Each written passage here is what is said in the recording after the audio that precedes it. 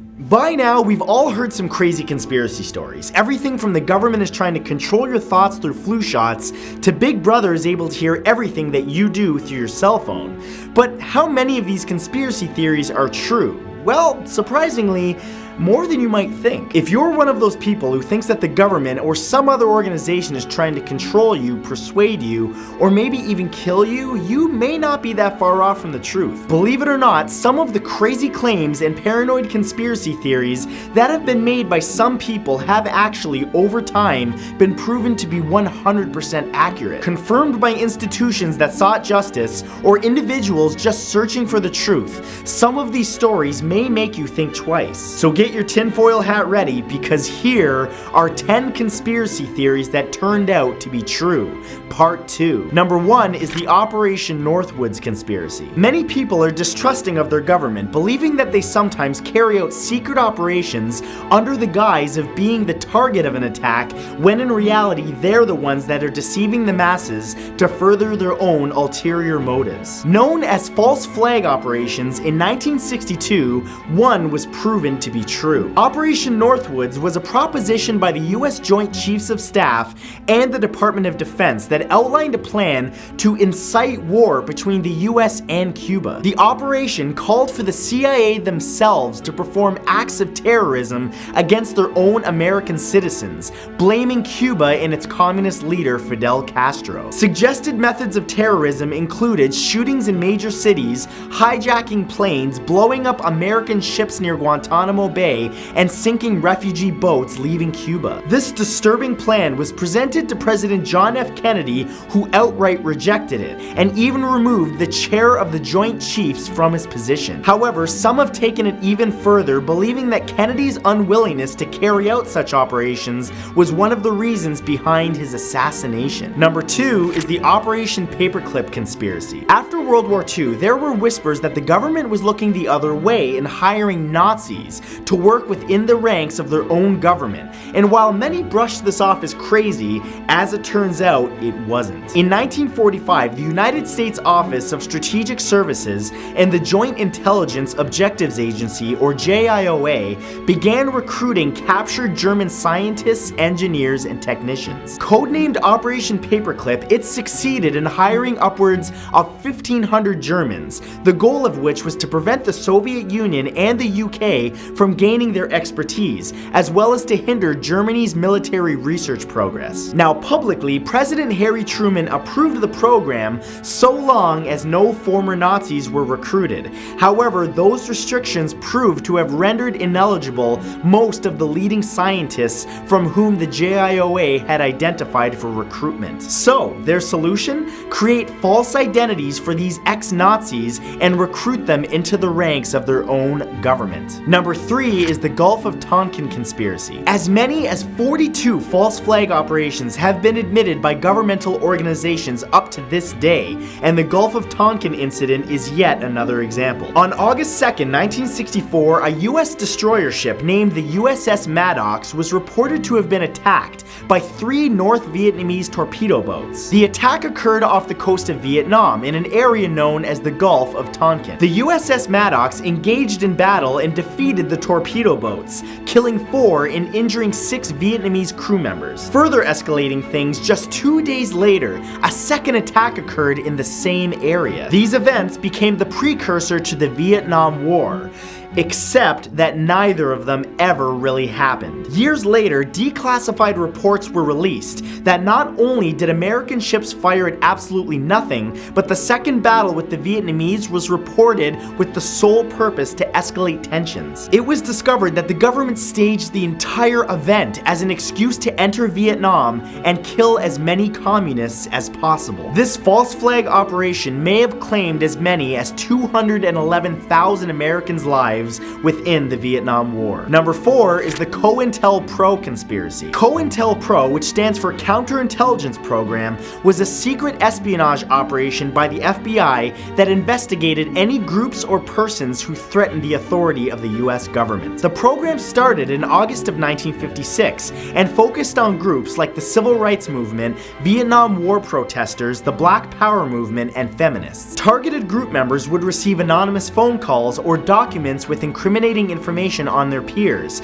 Some would even be wiretapped, and some were audited. Even powerful targets were affected, including Martin Luther King Jr. and Malcolm X. But what's most scary about this program is that it would have continued indefinitely, except that in 1971, documents exposing it were stolen and given to the media, after which it scaled back its operations. However, notice that I said scaled back, not ended. There are rumors that versions of this program continue today under the guise of anti-terrorism measures. Imagine how much easier it is for the government to do this now with everyone openly transmitting information via cell phone. Number 5 is the Operation Mockingbird Conspiracy. Many Americans believe that the media continues to be heavily influenced to present the views of a small group of people, and they just might be right. Operation Mockingbird was a CIA effort to control major American media outlets between the 1950s and 1970s. The program was started by Frank Wisner, director of plans for the CIA, and in 1947,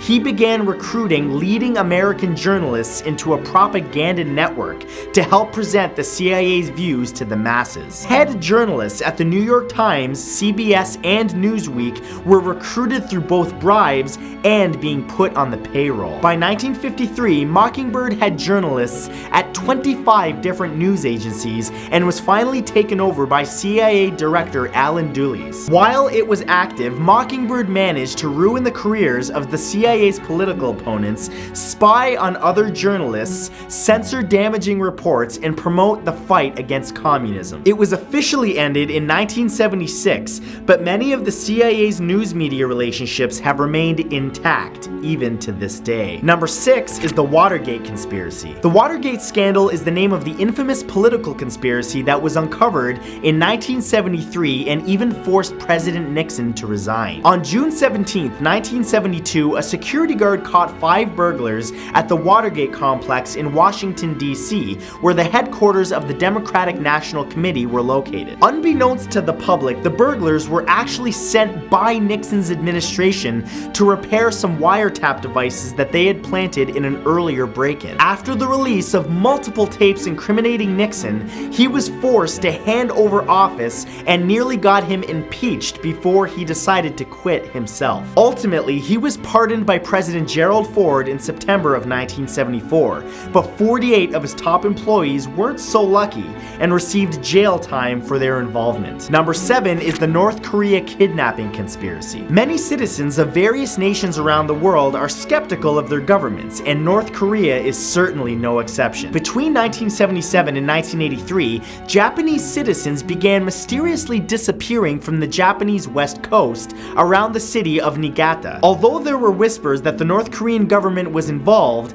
they adamantly denied any involvement. However, it was later discovered that the North Korean government actually kidnapped and imprisoned as many as 13 Japanese citizens. However, Japan claims that the number is actually 17, but according to records of Japanese disappearances in towns near the coast, the number could very well be in the hundreds. And unbelievably, this theory was actually confirmed by former North Korean Supreme Leader Kim Jong-il in 2002. The official reasons behind the random abductions are still unknown to this day, but some theorists believe that they were used to give identities to Korean spies or to teach them Japanese. Number 8 is the Nayirah Testimony Conspiracy. On October 10, 1990, Nayirah El-Sabah, a 15-year-old girl, gave a touching testimony to the Congressional Human Rights Caucus in which she emotionally described atrocities that were committed by Iraqi soldiers. She testified to a story of soldiers committing horrendous acts to young citizens in the Al Adan hospital where she volunteered. This story not only helped sway public opinion towards favoring helping Kuwait in the Gulf War, but it was used by the United States senators as well as President H.W. Bush as support for their involvement in the war. Originally, she had only given her first name in her testimony. However, in 1992, her last name was released and she was exposed as the daughter of the Kuwaiti ambassador to the US. Her testimony was ultimately exposed as a lie conceived by the Citizens for a Free Kuwait and produced by the American Public Relations Agency Hill and Knowlton. Number 9 is the Prohibition Conspiracy. The American prohibition on alcoholic beverages, which lasted from 1920 to 1933, held some dark secrets involving the US government and the poisoning of booze supplies. After Prohibition began, people took to redistilling industrial-grade alcohol to make it drinkable. To combat this, the government began adding several poisonous chemicals to alcohol to prevent them from drinking it. And boy, did it work. In fact, it worked so well that it may have led to upwards of 10,000 poisoning deaths of illegal alcohol-consuming Americans. The government had completely failed in their effort to discourage drinkers and instead wound up killing thousands of their own people. This shocking revelation was discovered by Professor Deborah Plum in her research for a book about poison and was released immediately to the media. And number 10 is the Big Brother conspiracy. Being watched by the government is no longer just a theory. It has been openly revealed that government institutions around the world have been utilizing top secret programs as well as software to monitor and access your private data. Programs have been discovered like PRISM, which allow the US National Security Agency, or NSA, to collect your data from internet companies such as Google, Facebook, and Apple without your consent. But one scary piece of software called X-Keyscore collects private data on a global scale every single day and is shared amongst other countries such as Canada, Australia, Britain, New Zealand, and Germany. And it wasn't even until recently in 2013 that the existence of these civilian surveillance programs was leaked through documents downloaded by Edward Snowden, a former CIA and NSA employee. Literally every single thing you do on your home computer or mobile phone can and is being documented by the government, and private browsers do not help. So those were 10 conspiracy theories that turned out to be true, part 2. Next time someone tells you a conspiracy theory, remember to keep an open mind, because now you know that anything is possible. But as always, thank you guys so much for watching. Remember to subscribe to my channel, because I release new videos Tuesdays, Thursdays, and Saturdays. If you want to watch more, you can press or click either of the 2 video thumbnails that you see on your screen right now, and don't forget to check out my second channel, the link to which is in the description. Have a great day, and I will see you on Thursday. Take care.